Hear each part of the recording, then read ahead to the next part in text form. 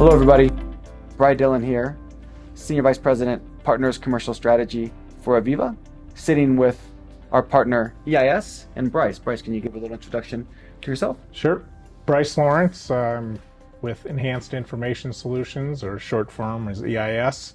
And I lead our operational intelligence team at EIS, which is focused on delivering solutions mainly around Aviva Pi, and then now getting more into Connect and hopefully some others.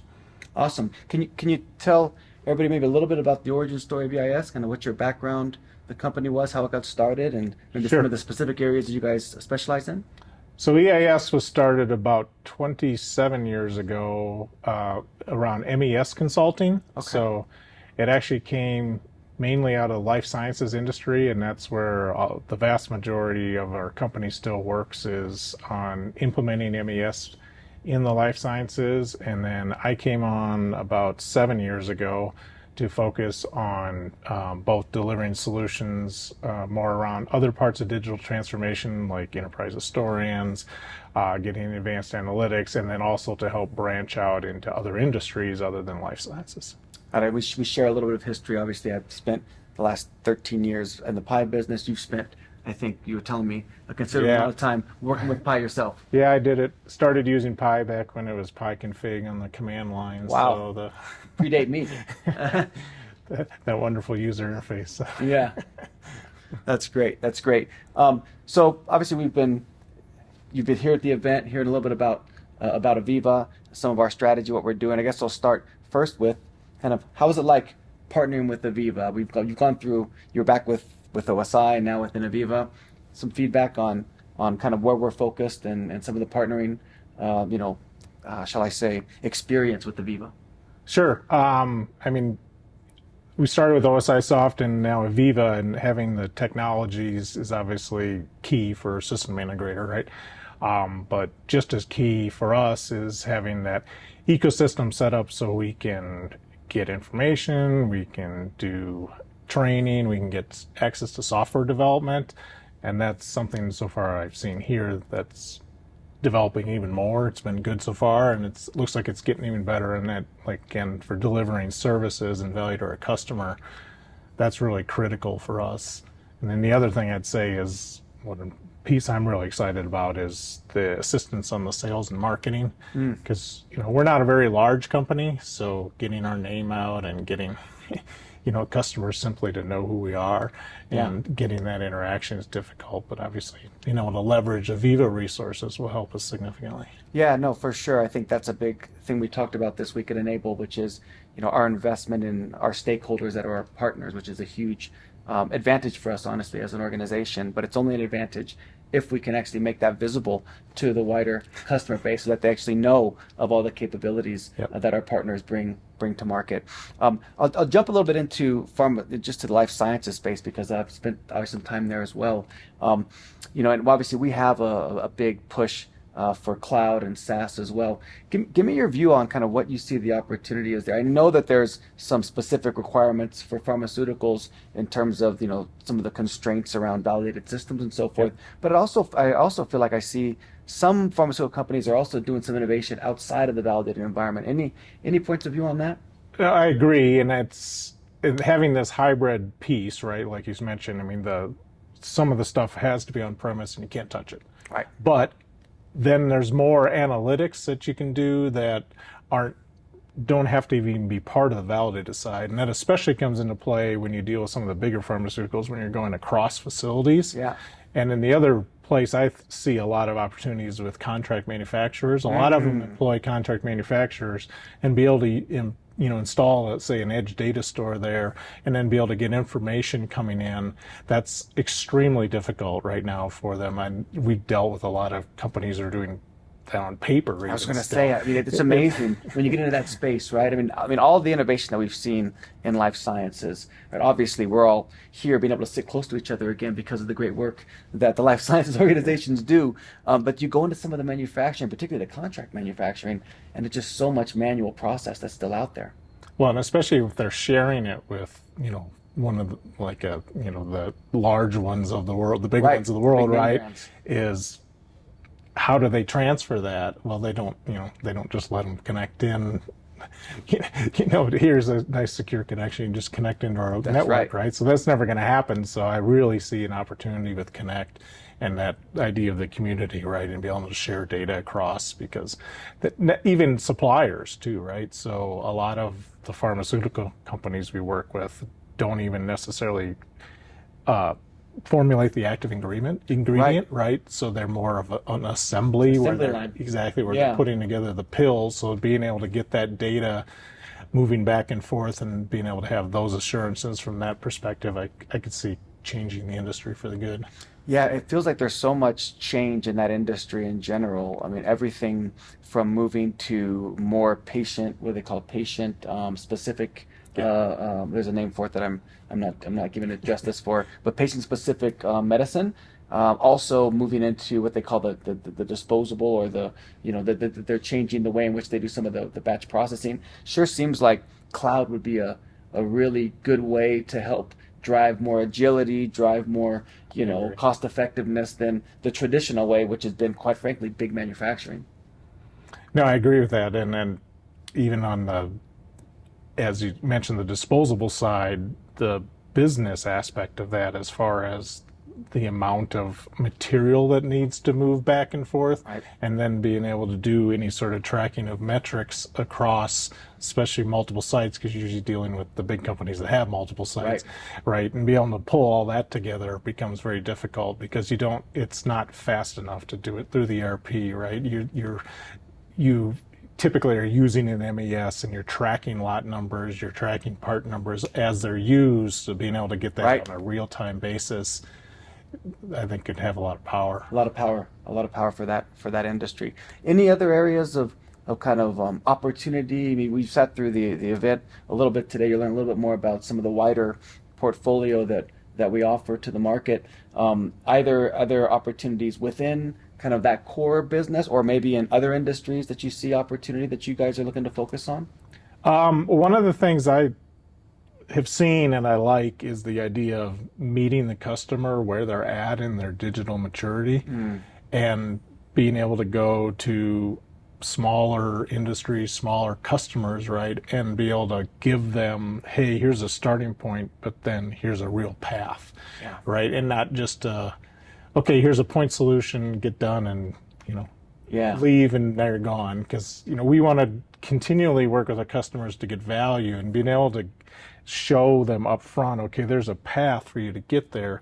This isn't necessarily 6 months, maybe it's 6 years, but they're being able to work with a company that has a real path defined, so you can actually get to things like using AI, et cetera. And then obviously working, some of the bigger customers are already ready now. Already ready to go. So being able to have that flexibility to us is big, because we work with a huge number of industries, mainly wet processes, like refining, specialty chemicals, et cetera. Okay. But just being able to go in at different points with different customers and offer them a solution, I think is something that's going to help us drive business. And I also really like the idea of driving it based on use cases, right? Most customers you work with now, they buy a technology, and then they try to figure out the use cases to use the technology. So trying to get them to understand, let's flip that around. Let's get the use case and then determine the technologies to build your use cases. I think it's going to take some work, but I think that's a great way to get customers moving quicker along the path of getting value. Yeah, 100% agree. I think if you look at, it's hard. I've been in tech my entire career. I grew up in the Silicon Valley, and I have a very difficult time trying to keep up with all the different changes that are going on. And I think about people that they don't every day think about software. They think about building products. They think about manufacturing and automation and so forth. For them to try to deal with because there's so much acceleration of opportunity, and it's been driven by really cool stuff of distributed computing and AI and so forth, but it's completely overwhelming, I think, to a lot of our customer base. I agree, and I think that's the advantage of the SaaS. To me, is that allows that rapid deployment, right? Because if you tried to do all this on premise, you'd constantly be changing your software and upgrading it. There's just no practical way to do that. That's right. But then to have a SaaS environment allows that deployment quickly and prototyping too, right? Because sometimes you can try things and go, well, that didn't work. So, Right. but that's okay because then you can determine, especially if you're paying more on a function, right? And you determine, okay, well, that function doesn't work, so I'm not going to use it anymore. Right. And the other thing I see is going cross industry, which is one of the things to me that's exciting because most industries, life science is a great example, are very focused on what they do.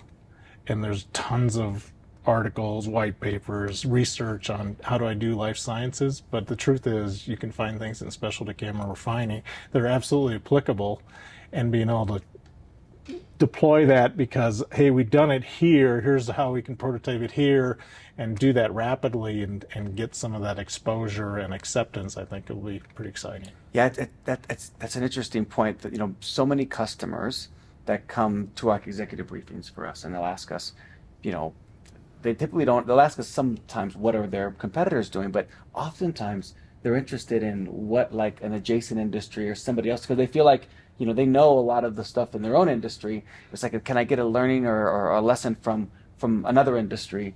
Is something that we often hear from our customers.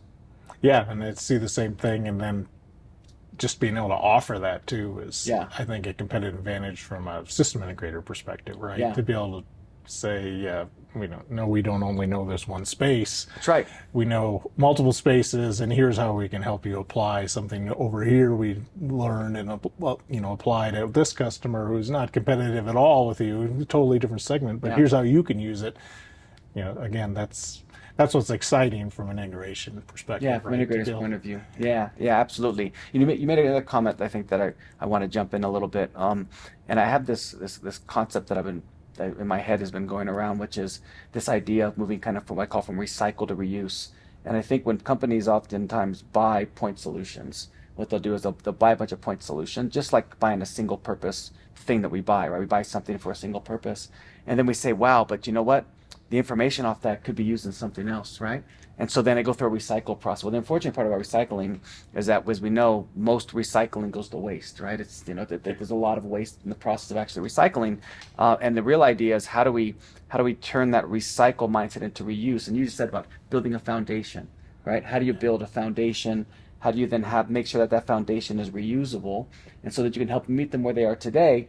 But more importantly, that investment they're making today will set them up for the future, right? And because not everybody's ready or willing, or quite frankly, it's not practical to look at bringing in big AI learning models into an environment when they're just trying to get their basic digital maturity to a certain point. And so I thought that was a really interesting point that you're seeing that as well, on from a system integrator partner point of view. Yeah, and I still see. I mean, heard here and have heard multiple places, right, about the IoT and we're bringing all these devices in. But the truth is, most customers are still creating a whole bunch of data silos. That's right. Right, and then so right. you're still going, oh, I've got to walk over to this screen to look at this and this screen to look at that, and being able to connect all that together, I think that's where we need to drive, right, and that's where the power is going to come, and because really your advanced applications, they shouldn't care where the data comes or how it got there. That's right. Simply that it got there, and it doesn't really matter if it was this historian or that historian. It's let's run it up here. That is trusted. We normalize the data, we can use it. That is trusted. That is normalized. Yeah. I mean, and at least my experience when I interact with customers, there's so much work to be done in the data management space. Like it's difficult, right? Because there's been such an explosion of applications and quite frankly, people like myself have been in the software industry, have built our careers on selling them a bunch of stuff. However, it's left them now with a bunch of things that are disconnected. So I'm just curious, from your point of view, what are you seeing out there in the market in terms of like how difficult it has been for customers to kind of get, I'll call it, their house in order from a data management point of view? And is that an area that you guys really help focus on? Yeah, definitely, and it has been difficult, and the cloud actually has helped that significantly, because trying to connect all those silos on premise, what you end up doing is investing in another application and then creating other networks, and it becomes extremely difficult to maintain, and then every time you add something new or something, you change something out. So if you can, the advantage of using the cloud then, right, is then I can push that up, and then not only that, but now I don't have to manage the infrastructure in the cloud, right? So that's Focus on the value. exactly, Yes. exactly. So that's absolutely a big problem. We're still working with a lot of customers. I mean, no doubt there's still customers who have to start at the basic of get it. Right. But again, having to be able to show that path of, okay, yeah, you're only starting here. Maybe you got 500 points in one little plant, but you got aspirations. We can enable technology to get you there, right? So we can show you a real path, not just, oh yeah, when you get done with this, we'll rip it out and we'll put in something new. And that's kind of the old way of doing it, right? Yeah. No. It has been, right. It has been, and I think that's been that kind of shift in mindset around it. We have to build foundations. It has to be reusable, right? It has to help you meet some of the challenges today, but also set you up for the future. Any interesting, inspirational, stories or from customers or things that you'd want to bring forth and let people understand, or maybe some inspirational stuff that you guys have identified and done inside of EIS? So one of the projects that we've done is we worked with a chemical company, and one that I found interesting. So this was really our first foray into Pi future tags. Okay. Oh yeah. Okay. And it was around doing batch profiles. So it wasn't, they weren't using any, complicated AI or modeling or anything. It was pretty much, hey, here's some stuff we've got in a CSV. Can we use it?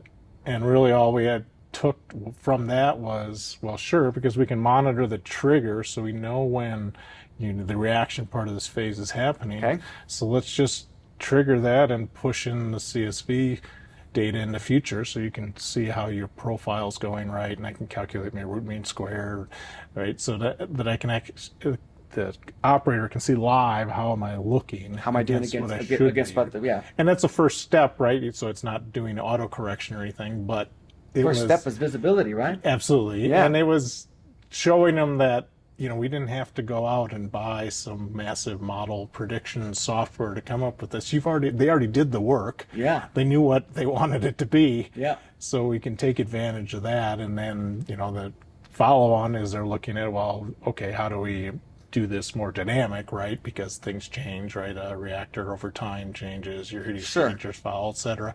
So how do we start looking into models that will actually adapt, right? Right. No, that's interesting. I mean, we have there's so much knowledge inside our customer environment, right? The engineers, they're engineers. They solve problems. Yeah. This is what they went to school for, right? And oftentimes they have ideas on how to, if we could just find a way to make things visible for them, right, they can actually drive innovation. And I think the key piece with the time to value.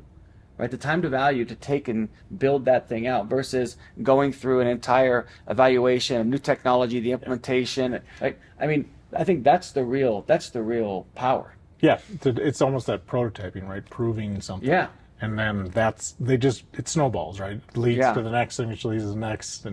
But if, like you said, it's difficult. Some people have that vision, but a lot of plants now run very lean, especially, and so to be able to come in and just say, oh, we need a 2-year, $4 million project, and then you can start getting value versus, right, let's prove something out in 2 months. Okay, now let's do the next thing out in 3 months. Right. And to be able to just keep building on that is sometimes much easier for these plants to swallow, right? And then this massive undertaking. Absolutely, it's like an agile approach, right? It's like an iterative agile approach. Honestly, it's a lot of ways that people build software, right? It's like how do you try it? If it fails, you fail fast. And if it starts to succeed, great, then you can build on that success. And then I think the other key thing is, you mentioned that the plants are leaning themselves out. How can they take the learnings from one plant and get that to the other plants that are inside of their bigger company? Agree. And I think for the great thing about working with our partners like yourself is then that you take that knowledge and then you can expand that knowledge now to other companies. Yeah. Can you use a similar thing when you're looking at some kind of batch processing for a pharmaceutical company in biotech, right? Is there in biologics? So there's always that interesting thing of you do it one place, great, and I take it into another customer. And we even find that within a company, right? Because Sure. we work with some of these bigger global companies, they don't necessarily know what one site's doing compared to the other. Yeah. So just helping that move along and get that message and be able to show, no, look, we did it here. We can show you, here's what it takes, and doing that within a company is, we found pretty valuable as well. Yeah. No, I mean that's the other thing. Even these big organizations. Even for ourselves, we're a decent sized organization. There's so much innovation that's happening. One of our biggest challenges, even like I'll just say on a sales side, right? You have a great pursuit and somebody gets a great customer value. How do I get the hundreds of sellers to know that we can drive that kind of value for another customer?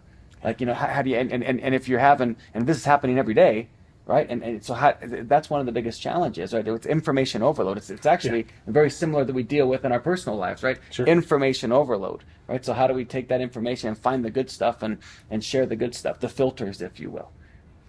No, I agree. And to me, that's why I love the use case approach, Yeah. right? Because with a use case, I should be able to define a value to it.